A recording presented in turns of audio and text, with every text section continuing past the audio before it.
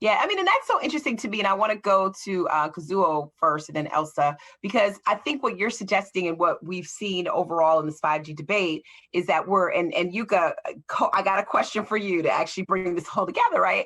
We've seen these disparate aspects of the network that create a variety of vulnerabilities, which is why this whole idea of trust is so significant in 5G network development. Kazuo, speak to us a little bit about where some of those fractures in security, cybersecurity actually present themselves and why that is a main concern. And I'll have Elsa sort of come behind you and really speak to then those geopolitical concerns that we have before we go into the supplier base. Kazuo. Yes, ultimately 5G is entrance of all the data. On the other hand, end-to-end supply chain is critical. Hardware, software, firmware, all kinds of inside from beginning to the end, whether or not that is secured. But in the past, there are some indication on the threats from the back door that found, particularly in UK.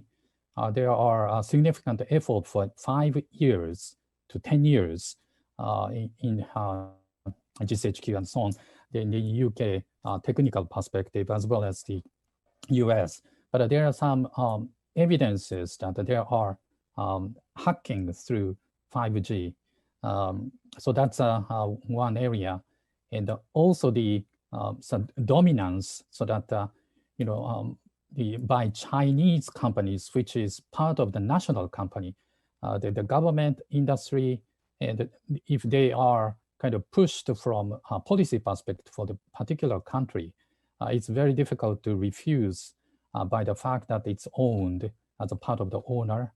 And also some of the critical technology in the chips are coming from, for instance, Taiwan's semiconductor, and whether or not that is kind of trusted, something open source are built on, we sometimes difficult to prove.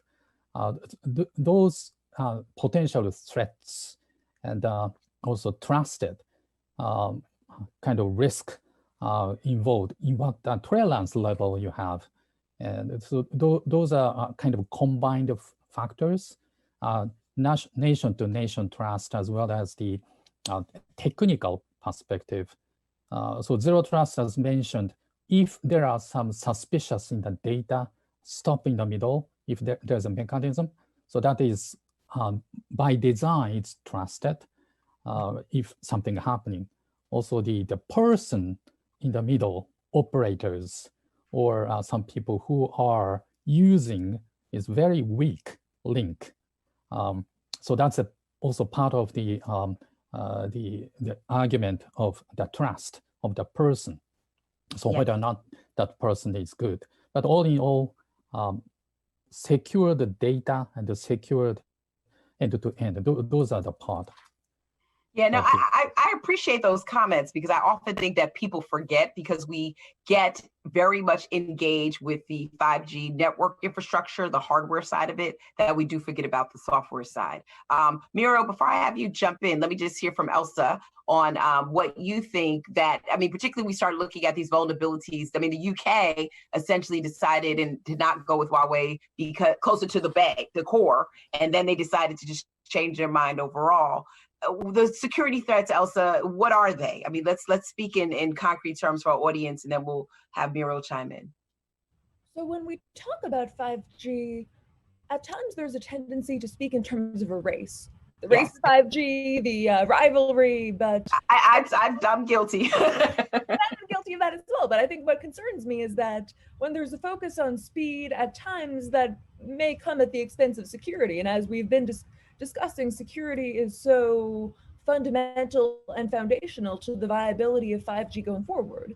So I'd say that this is more of a marathon and not a marathon with a single course. As we've heard from Muriel, there may be different kinds of 5G. 5G is not a single monolithic technology. It is being used to characterize a range of potential techniques and approaches that may differ or diverge going forward.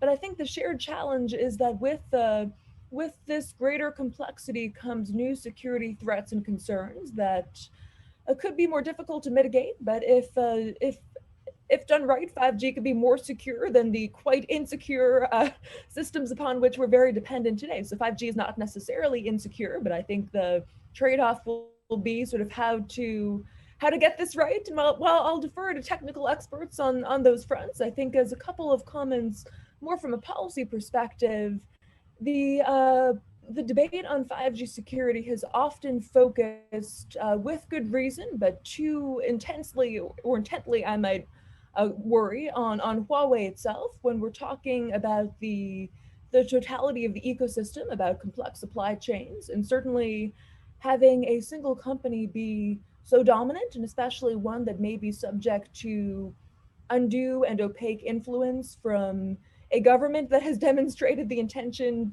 and capability to weaponize or exploit that kind of access, I think is concerning.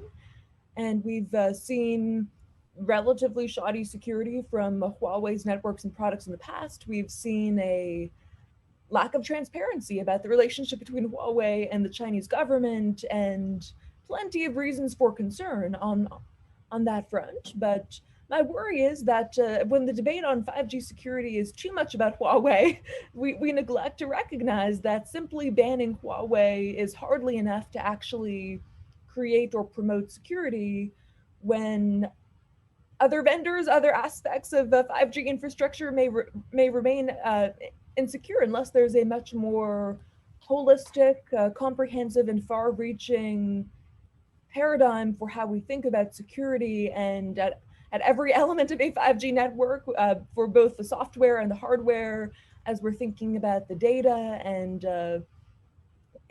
incorporating greater encryption on all fronts. And yeah, so I think that there certainly are reasons that are of particular concern when it comes to China and Huawei's relative dominance, and ways in which its presence within countries' networks and infrastructures could be exploited in the same way we've seen China exploit economic interdependence and some of its more coercive elements of economic statecraft. But certainly, I think the conversation on 5G security, as we're starting to get into it today, does have to be much more holistic in recognizing that there is not a single vector of threat, but multiple reasons for concern. And whether we're talking about standards or best practices in security, there's so much more to so much more to it, but also reasons to recognize that hopefully in 5G we can build upon lessons learned from past failures to have security be more fundamental as a design principle. So I'll stop there for now, but definitely I think a lot of this will come down to risk management and trade-offs, recognizing that there will always be risks, but that doesn't mean that doesn't mean that fear and anxiety about 5G should take over the conversation. We see greater threat vectors with more IoT, with the 5G networks coming into play, but this does not necessarily mean we're moving towards a world of greater insecurity when, as this nascent ecosystem takes shape, there are also reasons to be optimistic about the security benefits 5G could bring going forward.